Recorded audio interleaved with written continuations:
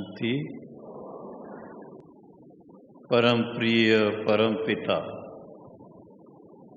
परम शिक्षक, परम सतगुरु, पिता परमात्मा शिव की और पिता श्री ब्रह्मा बाबा की अति लाडली माताएं, बाबा के नैनों के नूरे रत्नों, आज ये मेरा सौभाग्य है कि आप माताओं बहनों के साथ विशेष मिलने का मौका मिल रहा है। इसके लिए मुझे बड़ा फख्र है।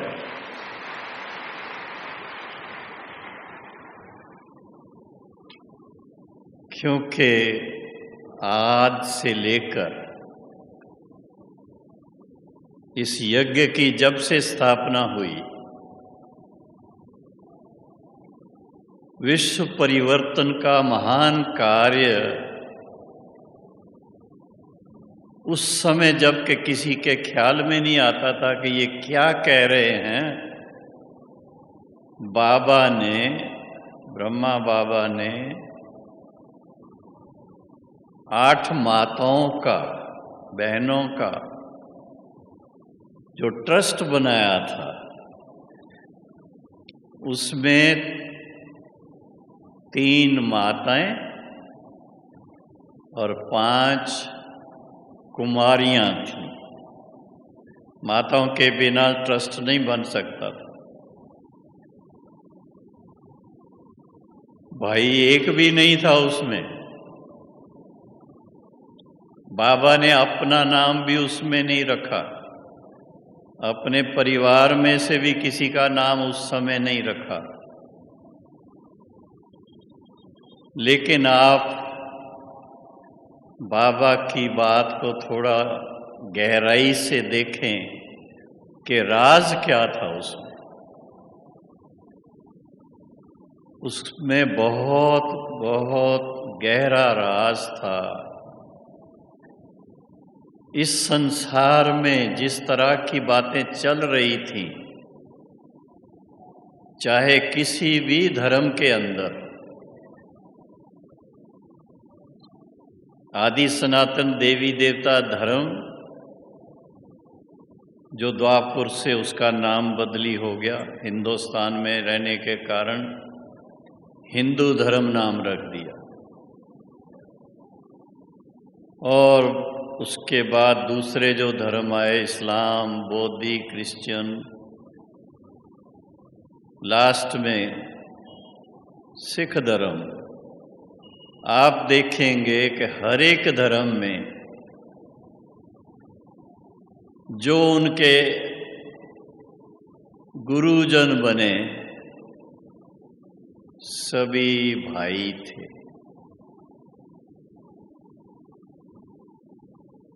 बहनों माताओं को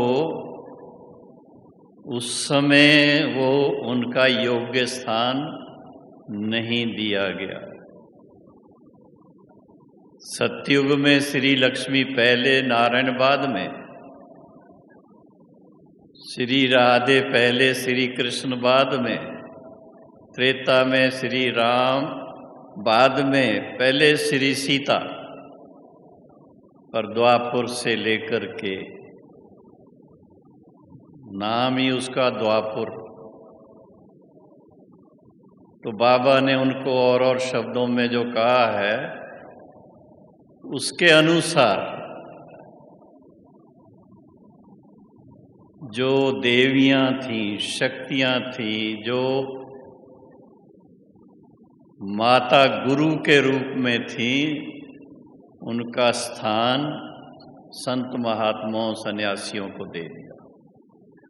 रिजल्ट क्या हुई उसकी? रिजल्ट ये हुई कि संत महात्माओं के शिष्य तो बनते रहे बहुत,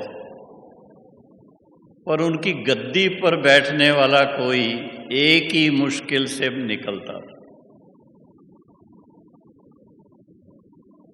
शिव बाबा ने ब्रह्मा बाबा के द्वारा नई शुरुआत की। बाबा ने बहनों को, माताओं को आप समान गद्दी नशीन किया, उनको गद्दी पर बिठाया।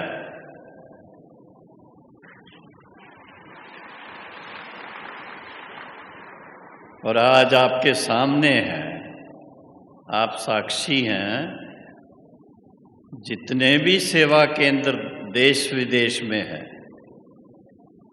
99% सेंटर्स के ऊपर जो भी वहाँ की बड़े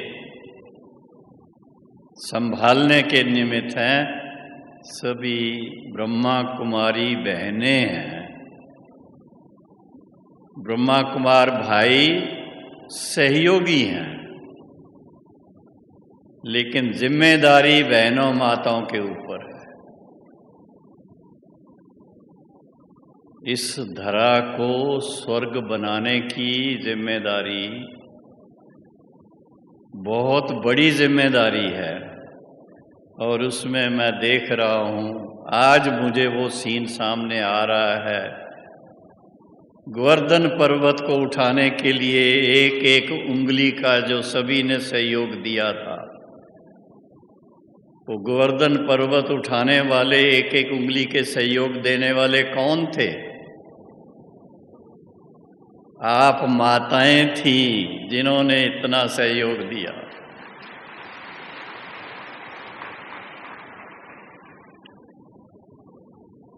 क्योंकि इस समय भी संसार जिस दौर से गुजर रहा है, चारों तरफ का वायुमंडल आपको सामने मिलता है। सिर्फ टीवी पर या अखबार के अंदर उससे ही नहीं, लेकिन क्योंकि आप गृहस्थ व्यवहार में रहते हैं, परिवार में रहते हैं, बच्चों के साथ रहते हैं, बड़ों के साथ रहते हैं, और आप सब अच्छी तरह से भली भांति जानते हैं वर्तमान समय संसार का क्या हाल है। ऐसे संसार में आप सब माताओं को बाबा ने चुन चुन करके, जैसे बाबा की मिसाल है साकार की, हीरे जवाहरात एक एक चुन करके, एक एक की कीमत को जान करके और उनको माला में पिरोते थे, इसी तरह से बाबा ने आप हर एक बहन का, हर एक माता की क्या वैल्यू है, क्या कीमत है, कैसे हीरे हैं आप, कौन सी रूबी हैं आप, उस हिसाब से चुन कर करके बाबा ने आपको अपनी माला के दाने बना दिया है।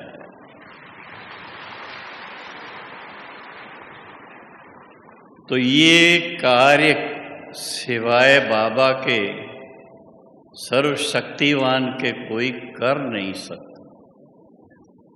आज ये डायमंड हॉल में बैठे हुए इतनी संख्या में बहनें माताएं सब देख करके मेरा तो मन बहुत खुश हो रहा है, गदगद हो रहा है मेरा। क्योंकि मैंने वो भी दिन देखे हैं, आज से 60 साल पहले की बात कर रहा हूँ, जब पहले पहले बाबा के पास आना जाना शुरू हुआ था। बाबा बॉम्बे में आए हुए थे और उस समय बाबा के पास सवेरे 6:30 बजे हम लोग बस के द्वारा वहाँ पहुँचते थे, हैंगिंग गार्डन। और कितने लोग होते थे? 6-7 लोग बस। दादी पुष्प शांता, दादी शीलेंद्रा, उनके साथ में दादी रामी बहन, शीलेंद्रा दादी की माता जी, क्वीन मदर कहते थे उनको, रतन मोहिनी दादी और रतन मोहिनी दादी की माता जी, देवी माता, दादा आनंद किशोर और मैं भी साथ में बाबा के सुबह के क्लास के लिए चला जाता। कितने लोग हुए टोटल? मुश्किल से 7-8 हुए। और बाबा उस समय कुर्सी पे बैठ करके दृष्टि देता था, हम लोग बिल्कुल सामने बैठते थे। उस दृष्टि में शिव बाबा और ब्रह्मा बाबा की शक्ति का जादू था, जो हम सबको उसी समय तुरंत इतना सुंदर दिव्य अनुभव करा देता था, जो हम लोगों के ये जो चेहरे हैं वैसे थोड़ा छोटे नजर आएंगे, पर उस समय इस खुशी में कि हम किनके पास बैठे हैं, हमारे सामने कौन है, हमें दृष्टि कौन दे रहा है, और फिर उसके बाद महावाक्य किससे सुनने वाले हैं, उस संकल्प आते ही इतनी खुशी में चेहरा फूल करके इतना बड़ा बड़ा हो जाता था और खूब दिल से बाबा को उस समय प्यार करते थे। और उसी समय आप बहनों माताओं के लिए मैं एक विशेष एक बात सुनाता हूँ। इस यज्ञ की स्थापना से लेकर के इसकी जो लंबी यात्रा है 83 साल की, उसमें देखा है कि माताओं का पार्ट बहुत बहुत बहुत जिम्मेदारी का पार्ट रहा है। शायद आपने सुना है, जब यज्ञ की हिस्ट्री सुनते हैं, पाकिस्तान से जब भारत में आ गए थे और माउंट आबू में थे, तो बीच में ऐसे भी दिन आए जिसको बाबा ने तो नहीं कहा, लेकिन दूसरों ने कहा कि यज्ञ का बैगरी पार्ट जैसे आ गया। क्यों बैगरी पार्ट? हालांकि कोई मांगने नहीं गए किसी से, लेकिन ईशु दादी अभी सुन रही होंगी, ईशु दादी ने एक दिन बाबा को कहा, बाबा भंडारी में सिर्फ 8 आने बाकी हैं और सभी का नाश्ता, सभी का भोजन, रात का भोजन सब उस 8 आने से बन सकता था।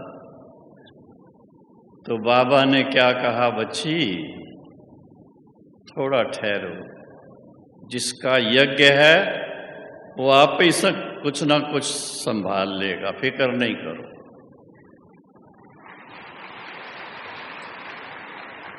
साढ़े 10 बजे, सवेरे का 10:30 बजे पोस्ट आती थी।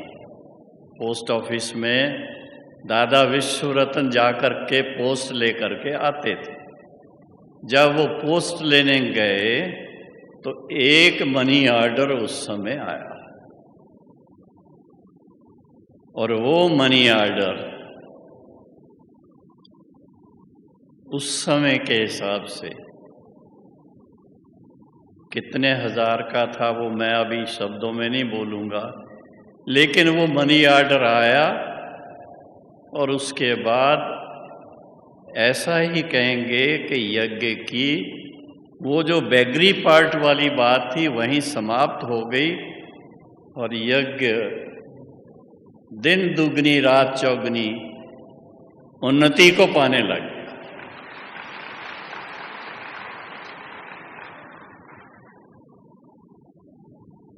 उस समय के हिसाब से आप सोच सकते हो 10,000 रुपया कितना होगा, कितने के बराबर होगा, लेकिन वो गिनती नहीं करते हम। उसकी वैल्यू कितनी है कि जिस समय ज़रूरत थी ऐसे टाइम पर वो पैसे एक यज्ञ स्नेही थोड़ी बंधेली एक माता जी ने यज्ञ को भेजे थे।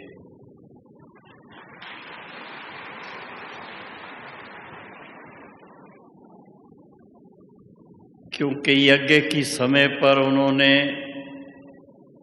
सहयोग दे करके और बाबा का नाम बचाया कि देखो, जो भगवान के बनते हैं वो कभी भूखे नहीं रहते।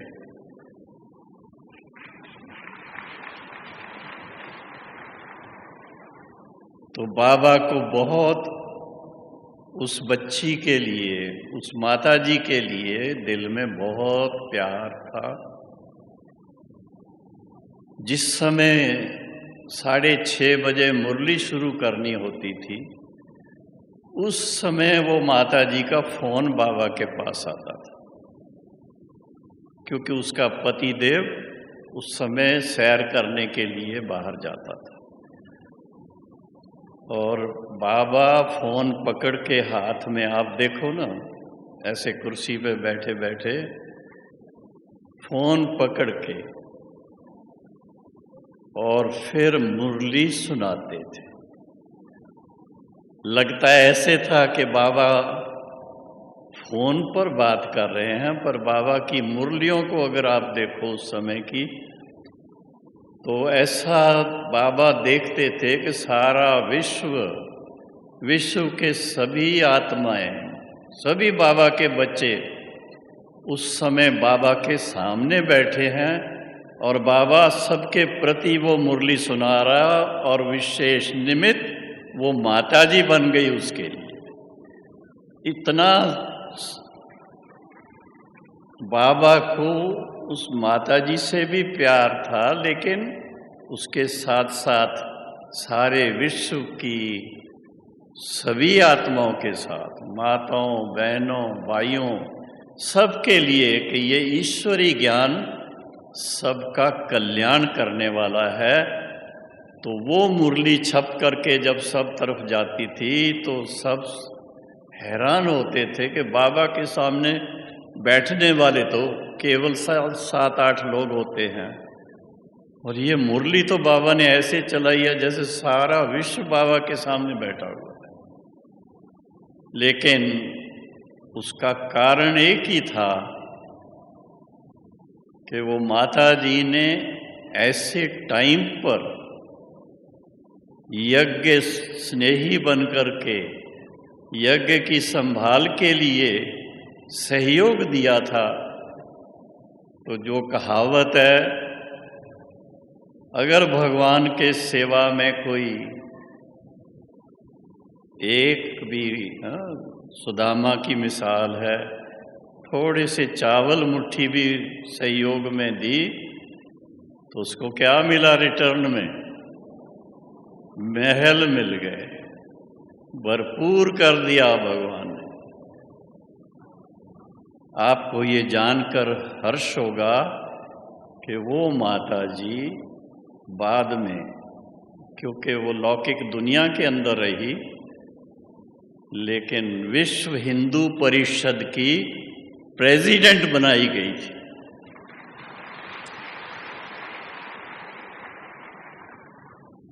तो ऐसी बातें जब मैं सोचता हूँ कि बाबा को पहचानने वाले, जिनको बाबा को पहचानने के लिए दिव्य नेत्र बाबा ने दिया है, बड़े बड़े संत महात्मा ढूंढते रहते हैं, शास्त्र खूब पढ़ते रहते हैं, बहुत कुछ, भाषण भी बहुत अच्छा करते हैं, लेकिन जो अति इंद्रिय सुख बाबा के बच्चों को मिलता है वो उनको नहीं मिलता है। अभी आप सभी बहनें, माताएं भट्ठी में आए हो, कहने में भट्ठी आता है, भट्ठी होती है पकाने के लिए, पर मैं इसको कुछ और ही सोच रहा हूँ कि माताएं बहनें अपने लौकिक घर में सबकी सेवा करने में बहुत बिजी रहती हैं। तो बाबा ने बड़ा अच्छी स्कीम बनाई है निमित्त बहनों के द्वारा, जो प्रोग्राम बनाते हैं। हमारी मुन्नी बहन है, कोई हमारी और बहनें हैं जो आपके सामने आकर के अनाउंसमेंट करती हैं कि माताओं को घर से 8 दिन के लिए पूरी छुट्टी मनानी चाहिए।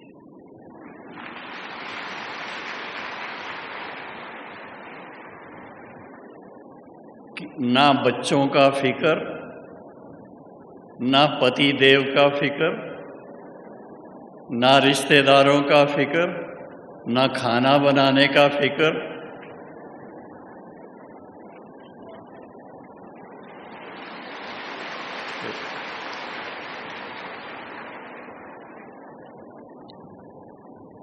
पियर घर में आकर के मौज कर रही हो बॉस।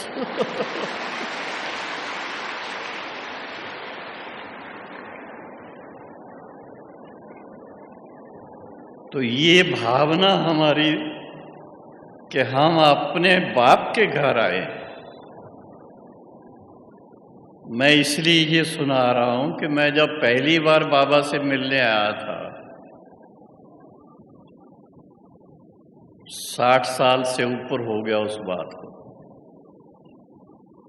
मधुबन में बहुत थोड़े लोग रहते थे और बहुत अच्छा लगता था। सारा दिन और कोई काम नहीं, सवेरे, उन दिनों में तो सवेरे का योग भी नहीं होता था, सीधा मुरली के टाइम थोड़ा टाइम मम्मा योग कराती थी, फिर बाबा भी आ जाते थे। मम्मा की थोड़ी मुरली, फिर बाबा की मुरली, और उसके बाद बाबा मम्मा के साथ चैम्बर में मिलना, गोद लेना, टोली खाना। आप सोचो क्या सुख मिलता था उस समय। और फिर सारा दिन बाबा के साथ, मम्मा के साथ खेलना, बात करना, शाम को बैडमिंटन खेलना। कभी कभी मम्मा के साथ बाबा भेज देते थे पिकनिक कराने के लिए बाहर, कुल्फी पिकनिक। सबको आइसक्रीम मिली, यहाँ मिली। अच्छा।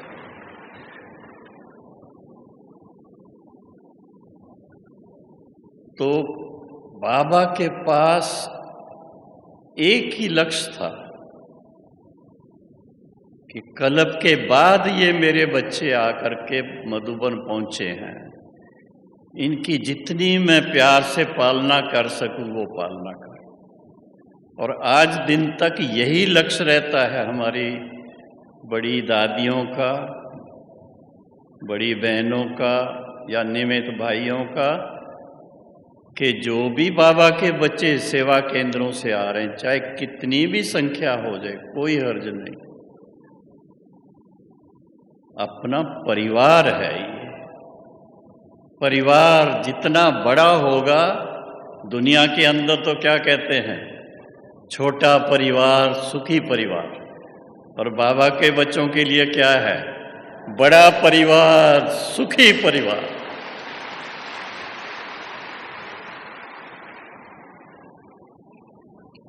सच्चा सुख अगर है तो बाबा के बच्चों को है, आत्मिक सुख।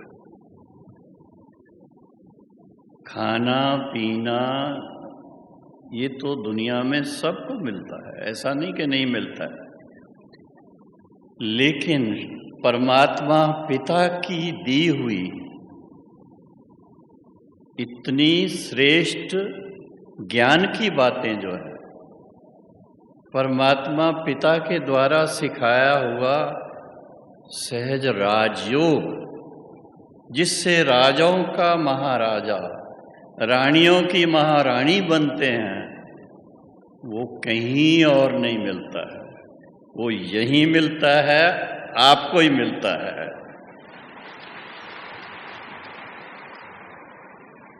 तो ये बहुत खुशी की बातें हैं, नशे में रहने की बातें हैं इसलिए थोड़ा अपना राइट हैंड ऐसा करके ना अपने पीठ पर ऐसे वारे मैं का नारा लगाओ।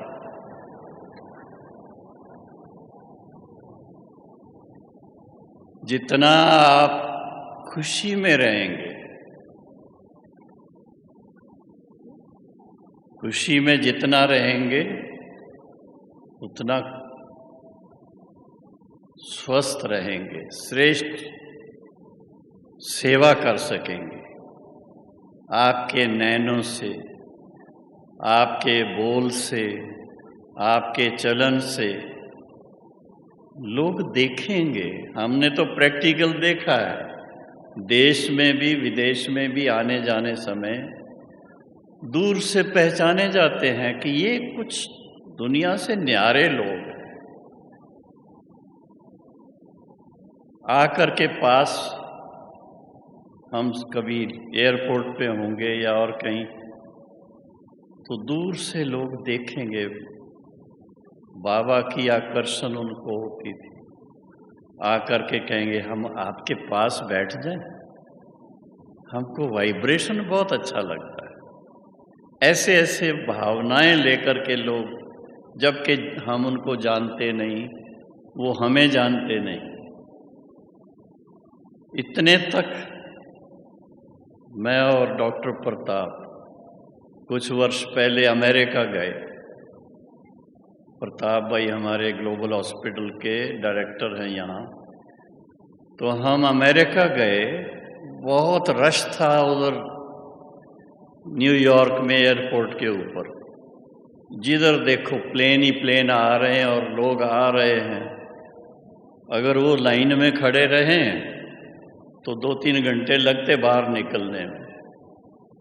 ठीक है, हम अपनी सफ़ेद ड्रेस, सफ़ेद स्वेटर पहना हुआ, एक मफलर लिया हुआ, एक शॉल ली हुई, ठंडी तो थी वहाँ।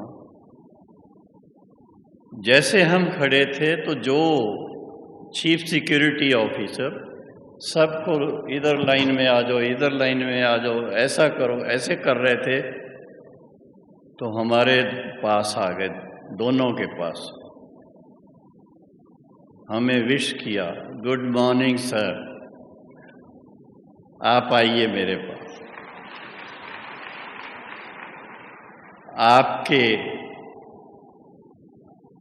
आपके तरफ आपको लेने के लिए कुछ बहनें बाहर बड़े बड़े गुलदस्ते लेकर के खड़ी हैं, प्लीज आगे आ जाओ।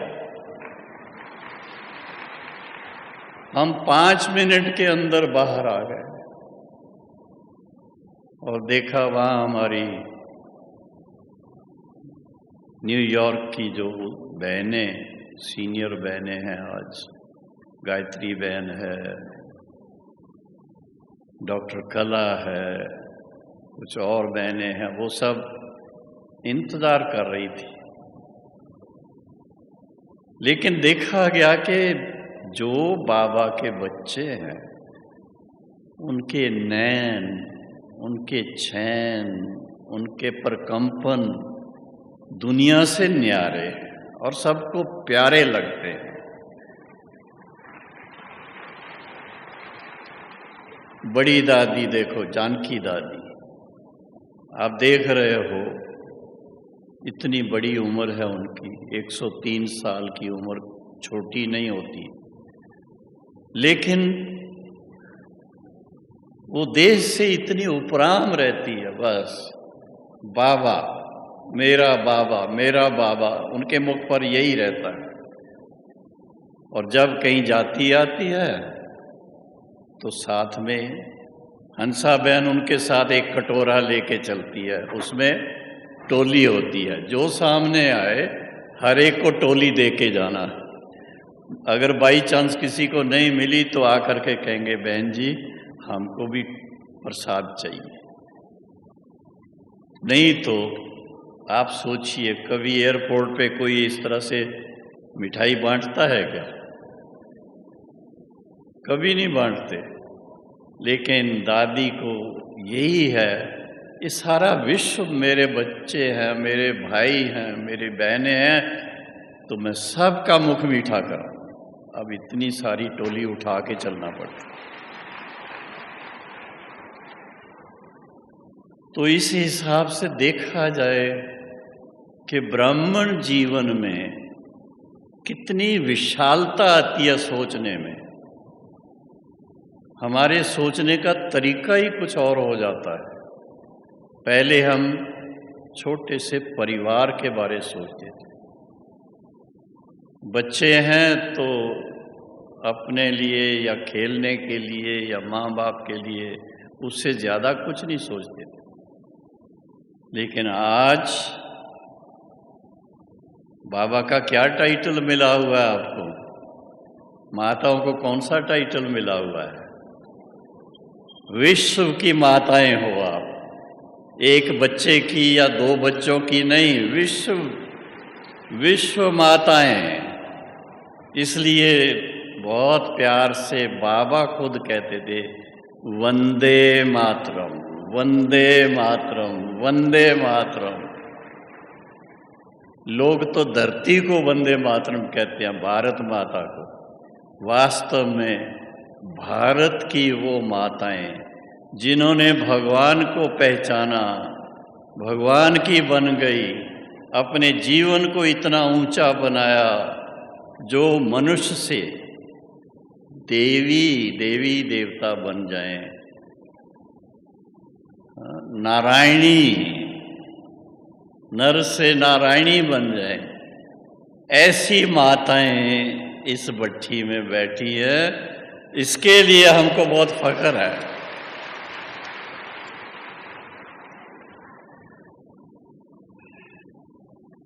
और ये मैं समझता हूँ, जब ऐसी भावना दिल में रहती है, इतना मन में खुशी रहती है, तो चेहरा बिल्कुल बदल जाता है। मेरे को अभी कोई भाई बहनें मिलते हैं, बाई चांस पूछ लेते हैं, अभी आपकी एज क्या है? मैंने कहा ये नवंबर में 80 साल का मेरा बर्थडे मनाया था यहाँ। तो विश्वास ही नहीं करते हैं, कहते नहीं इतने बड़े तो नहीं लगते आप। भाई फिर पूछता हूँ कितना बड़ा लगता हूँ? ये 55-60 साल के हो सकते हैं। मैंने कहा ये तो कितनी बाबा को थैंक्स है, बाबा ने हमको अपना बना करके क्या किया? मुस्कराना सिखा दिया, मुस्कराना सिखा दिया। आप मुस्कराते रहेंगे तो चेहरा आपका कभी भी झुर्रियों वाला नहीं बनेगा, हमेशा खुशनुमा चेहरा रहेगा। और इसका एक विशेष आधार मैंने देखा कि जैसे जैसे हम ज्ञान की गहराई को समझते हैं और उसको अपने जीवन में कार्यान्वित करते हैं, प्रैक्टिकल में लाते हैं। भक्तों की तरह सिर्फ कथा सुनी और चले गए, वो नहीं करते हैं।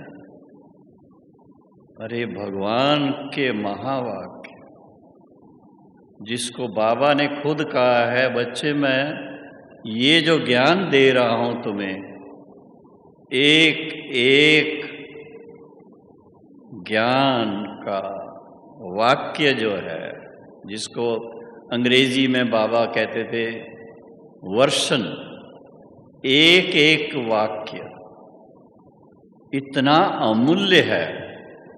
इसको अगर ठीक से बच्चे समझ जाएं, इसकी गहराई में चले जाएं, इसको अपने जीवन में ले आएं, तो एक दिन के अंदर लाखों की कमाई हो जाती, लाखों की। मुरली सुनी थी आज? सुनी थी? कितने पॉइंट थे उसमें? 20-25 तो होंगे। उसमें से कुछ मेन थे, 2-4। तो 20-25 लाख तो कम से कम आपके बैंक अकाउंट में जमा हो गया। और वो जो अमूल्य हीरे थे, जो जिस पर बाबा ने बार बार जोर दिया, उसको अगर गिनती करें साथ में तो वो तो फिर बहुत ही ज़्यादा आपका बैंक बैलेंस बढ़ गया एक ही दिन के अंदर। और उसको 365 दिन से ज़रा मल्टीप्लाई करके देखो कितना हो गया। और जिस वर्ष से आप चले हैं तब से आज दिन तक काउंट करो तो ब्याज पर ब्याज, ब्याज पर ब्याज, ब्याज पर ब्याज मिलता जा रहा है। इतना जमा होता जा रहा है जो आप इस जन्म में फरिश्ता बन जाएंगे और अगले जन्म में क्या बनेंगे? क्या बनेंगे? देवी बनोगे, देवता बनोगे? देवियां बनोगे। कोई कोई बहनें होती वो कहती मैं तो श्री नारायण बनूंगी जाकर के पर बहुत कम होती हैं ऐसे। ऐसा लगता है कि उनको माता रूप में इतना सुख नहीं मिला जितना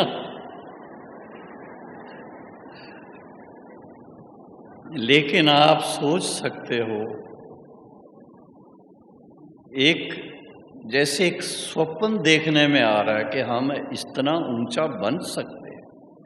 कभी किसी ने हम लोगों को इस तरह का हिम्मत दिलाने का संकल्प तक नहीं दिया।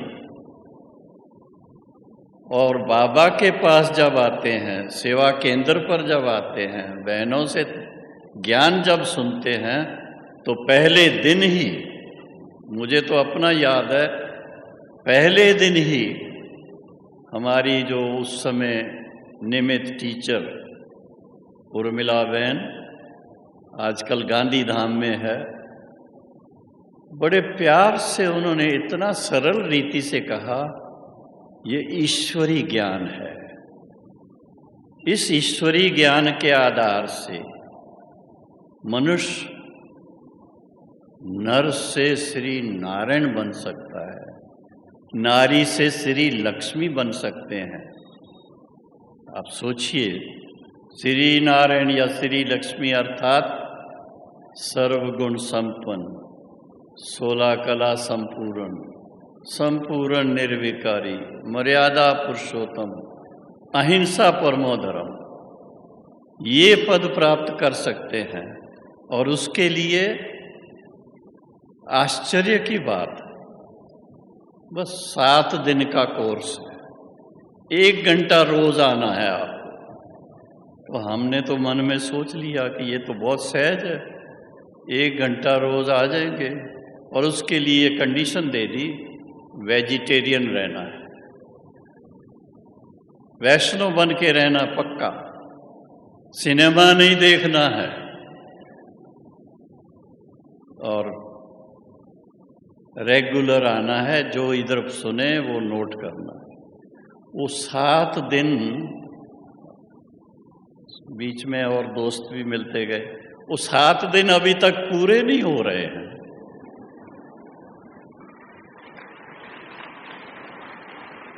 आप सोचेंगे कि क्या बात क्या है, क्यों नहीं पूरे हो रहे? 7 दिन की बात थी नर से श्री नारायण पद प्राप्त करने की। तो जब तक हम श्री नारायण पद के योग्य ना बने, हमारे अंदर वो पूरी विशेषताएं ना आए, तब तक बाबा के महावाक्य अच्छी तरह से सुनने हैं, अभ्यास करना है, बाबा की याद के बल से पास्ट को भस्म करना है। उस अभ्यास को हम छोड़ नहीं सकते।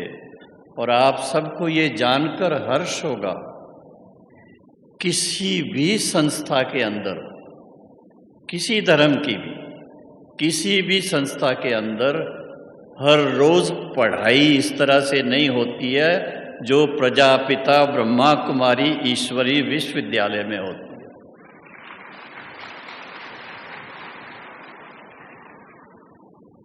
8,000 से ऊपर सेवा केंद्र भारत में है। 140 देशों में, विदेशों में सेंटर हैं और सब जगह एक ही मुरली चलती है। जो यहाँ सुनाई आज सभी सेवा केंद्रों पर सुनाई जाती। ऐसी यूनिवर्सिटी तो कभी देखी नहीं। इसलिए बाबा ने नाम दिया था the only university in the world. एक ही यूनिवर्सिटी अब सारे विश्व के अंदर, वो है प्रजापिता ब्रह्मा कुमारी ईश्वरी विश्वविद्यालय। तो आपको कितना फख्र होना चाहिए कि आप कौन सी यूनिवर्सिटी में बैठे हैं। अभी आपको सोचना है, यूनिवर्सिटी के आप स्वयं विद्यार्थी भी हैं और दूसरों की भी सेवा भी करते हैं, तो यूनिवर्सिटी के प्रोफेसर भी हैं। बिना कॉलेज में गए, बिना और कहीं गए, लेकिन ये सबसे बड़ी यूनिवर्सिटी में सीधा दाखला ले लिया आपने।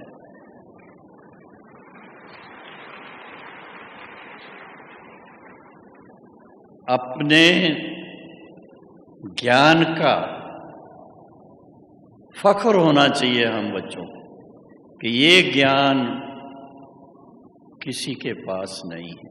मुरली में आप सुनते हैं, बाबा कहता है ये किसी के पास नहीं है ज्ञान। शास्त्रों के अंदर थोड़ा बहुत आटे में नमक की तरह है, लेकिन जितना स्पष्ट रूप से बाबा खुद आकर के सिखा रहे हैं, ये तो आप मुरली जब सुनते हैं या पढ़ते हैं और उसके अनुसार जब बाबा से मन लगा करके थोड़ा नशे में आते हैं, नारायणी नशे में आते हैं,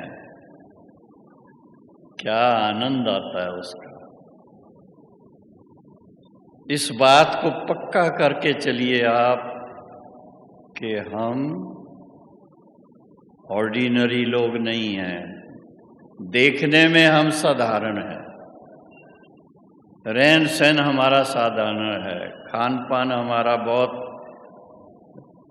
रईसों वाला नहीं है, लेकिन सारे विश्व के अंदर हमारे जैसा ना तो कोई धन धान्य संपन्न है, क्योंकि उनके पास तो ये ज्ञान है ही नहीं है। तो कोई इतना धनवान है ही नहीं है जितने धनवान बाबा के बच्चे बैठे।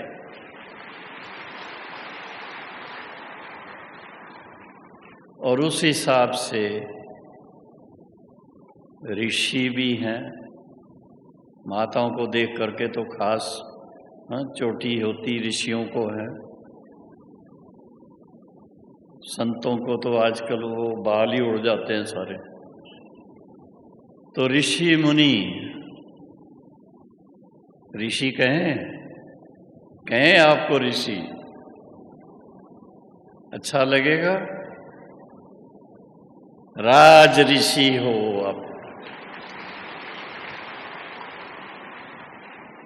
बाबा के बच्चे राज ऋषि हैं, राजाई प्राप्त करने के लिए ईश्वरी ज्ञान की पढ़ाई पढ़ रहे हैं। मैं देख रहा था कि जो टॉपिक मुझे दी गई है वो तो कहीं मैं मिस नहीं कर रहा हूं, क्योंकि मैं कुछ प्लानिंग करके नहीं आता हूं कि मुझे क्या बोलना है। एक तो जो सामने भाई बहनें बैठे हैं उनको देख करके मेरा जो नशा है ना, बहुत ऊंचा चला जाता है।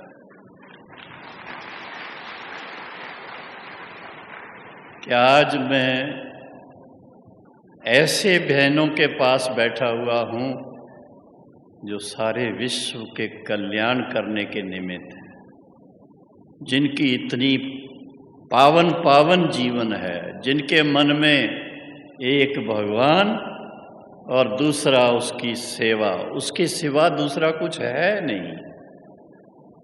तो ये बातें मेरे को बहुत नशा चढ़ाती।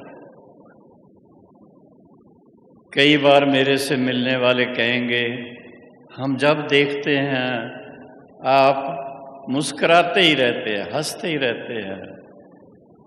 मैंने कहा रोने के लिए तो दुनिया बहुत बैठी है ना, वो रो रही है, हमें तो हंसना है।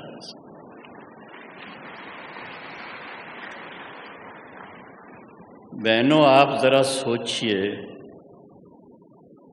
पहले सुनते थे, कहानियां सुनते थे, ऋषि मुनि उनकी बातें ऐसी सुनते थे। 10-10 हजार साल उन्होंने तपस्या की, फिर भी भगवान नहीं मिले।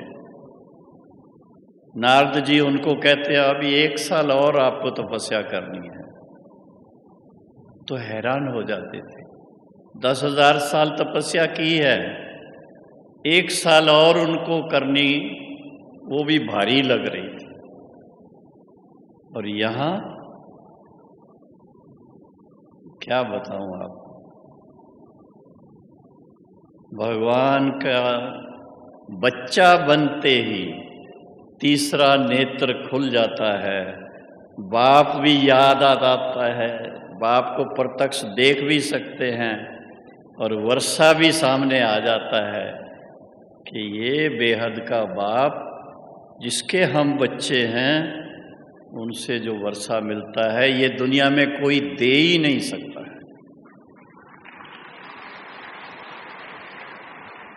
ऐसे महान भाग्यशाली आत्माएं जिनको भगवान स्वयं आकर के, मुझे तो माताओं को देख करके साकार बाबा के वो दिन थोड़े से याद आ जाते हैं, क्योंकि उन दिनों में, आजकल इतना नहीं है, उन दिनों में थोड़ी बंधेली माताएं ज़्यादा होती थी। तो बाबा प्यार से कहते थे, इन बच्चियों को इनके मैं पाँव दबाना चाहता हूँ ताकि इनको थकान जो हुई है वो चली जाए, इनकी थकान।